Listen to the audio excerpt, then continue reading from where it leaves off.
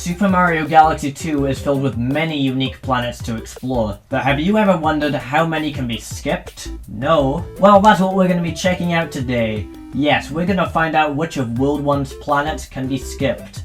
However, a challenge like this is in need of some rules. Rule number 1, you cannot touch the planet. Quite obviously, you can't skip a planet if you use it. However, you can use the objects and enemies on the planet instead. Rule 2, you must be able to skip the planet on all missions. You might be able to skip the planet on one mission, but if it's needed for a green star or comet medal, then we cannot consider it skipped in this series. Rule 3, only unique planets will be counted. Some planets appear multiple times across missions, and some planets appear multiple times within the same mission. We will not be counting duplicates in this series. However, if a planet is skippable in one mission and not skippable in a different galaxy, we can no longer consider it skippable. And Rule 4, only post-game requirements will be considered. I will not be considering whether a jump can be made with Mario, or if I can get enough coins for a Hungry Luma, for example. The results in this video may vary if you decide to do a full game run, so as such most bonus rooms will not be inflating the planet totals. If you're confused by what counts as a planet and what doesn't, I'll show a graphical map of all the planets in each mission before I start. Let's go! In the first mission of Sky Station, there are 6 planets available to us, but none of them can be skipped. You may think that we can use this launch star to skip 2 of the 3 mini-planets in this cluster, but that statement would not be correct. In the game's files, this cluster of planets is only considered to be one planet. As such, we'll be calling it one planet too, and therefore non-skippable. Here we go! In the second mission, we have our very first skip. After we break out of the 2D section, we enter a flip switch challenge. Here, we have to step on every blue switch to make it turn yellow. When we do this, a dirt planet with more flip switches appears. By only touching the flip switches, we can avoid ever touching this dirt planet, and therefore we have technically skipped it. If this planet was deleted, we'd still be able to activate every switch, which means we have our only skip in Sky Station Galaxy. Yahoo! Here we go! Pee-wee Piranha Speedrun does not introduce us to any new planet, nor does it require us to return to any skippable planet. Therefore, it does not add to our totals. Let's go! In the first mission of Yoshi Star Galaxy, there are 5 unique planets. Luckily for us, the first planet is home to 2 green stars and a comet medal, and the final planet is home to a power star and the final green star. This means that there is absolutely no reason to visit the other 3 planets. But how do we skip them? There's a very well-known glitch with Yoshi called the infinite flutter. When riding Yoshi, you can hold A to do a small flutter jump to gain extra height, but usually you can only do this once.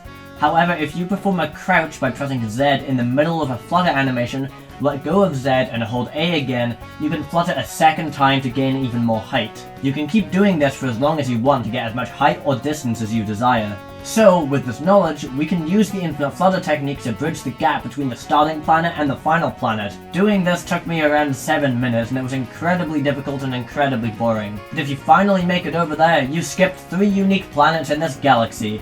It may be possible to skip the final planet by infinite fluttering into the star. However, I was unable to free the power star from its crystal without touching the ground, so for now, I will declare this as a required planet. Yahoo! Here we go! In Spine Control, there are 4 more unique planets. As there are no main collectibles other than the power star from the boss, we are free to infinite flutter from the starting planet all the way to the boss planet without consequence. This flutter is a little bit more challenging though, because there are death barriers surrounding the planet, but if you get the angle right, you can make it to the platform regardless. Note that we have to touch the ground to activate the boss cutscene, so there will never be a way to skip this planet. Yahoo! Here we go! There are no unique planets in this stage, and therefore no planets can be added to our totals.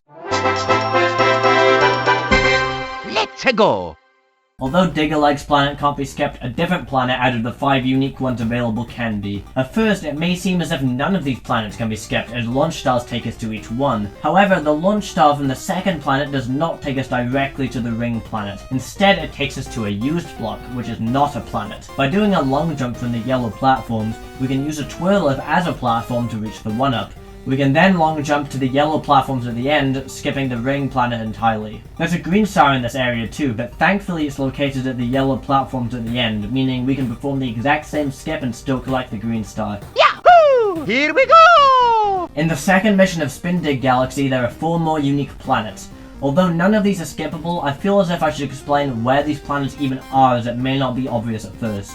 Obviously there's the starting planet, and obviously you can take a vine to the weird purple tower, which is the second planet. However, did you know that the underground sections are planets? Yeah, the area for Green Star 3 and the area with the ants are two separate planets. Yeah, it's kind of weird to get your head around because the warp pipes take you between them so seamlessly, so you don't really notice. Then you reach the Toad ship, which I consider to be an object rather than a planet. Then finally you reach the Silver Star area. You should get used to the planets not really being what you'd expect, because we'll be seeing that a lot in this video. Here we go! This mission only has one planet, and it was never skippable in the first place. Therefore, no planets will be added to our totals. Let's go! Flip Swap Galaxy is an interesting one because it didn't actually have any planets.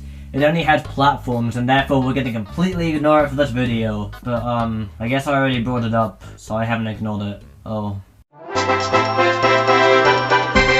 Let's go! This mission has a total of 4 unique planets, because apparently the developers decided that this wall jump section needed its own planet, even though it looked exactly like it's part of the starting area. Not that it matters because you can completely skip it using basic cloud jumps, but I still think it's really stupid. Usually you can long jump from the cloud at the top and completely skip the water planet. You can also use the cloud flowers along the main path to constantly stay above the ground, talk to the chimp from a cloud, and never touch the ground again. This would completely skip 3 planets, but the water planet is home to a comet medal. As such, we have to travel there. What's worse is this means we have to take the launch star on the water planet, which lands us directly onto the final planet. This means that the only skippable planet here is the wall jump section. Yahoo! Here we go! The only accessible planet here is the starting planet, which is not unique. Therefore, our totals are not affected. Here we go! Although this is technically the same mission as the first, the star is on its own planet. Because the launch star takes us there, this planet cannot be skipped. Let's go! Right Side Down Galaxy has a total of 7 unique planets. Similar to the other galaxies, these planets are questionable. The main stage is split up into 4 pieces: the starting area between the warp pipe and the first checkpoint, the moving platforms until the second checkpoint, and the 3D section until the star. There's also a bonus room containing a fire flower, which is required to gain access to the secret Gearmo minigame. None of these 6 areas are skippable. There is a 7th area which can be skipped. No, not the teleporter. We aren't counting those. Yeah, we can skip the very first planet. In fact, we have to skip the very first planet. There's no way to access the very first planet without hacking. We land on a warp pipe, not the planet itself.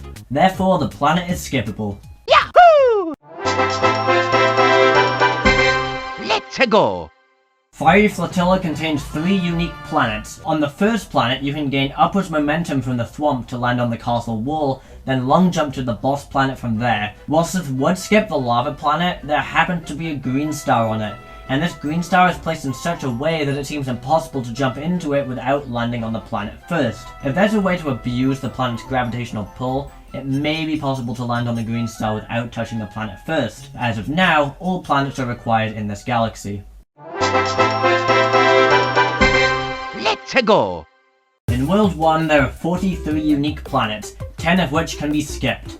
The power of maths tells us that we can therefore skip 0.23% of the planets in this world. But how many planets can we skip in other worlds? If you're interested in seeing more from this challenge, let me know in the comments. But for now, that will be the end of our planet hopping journey. See you around.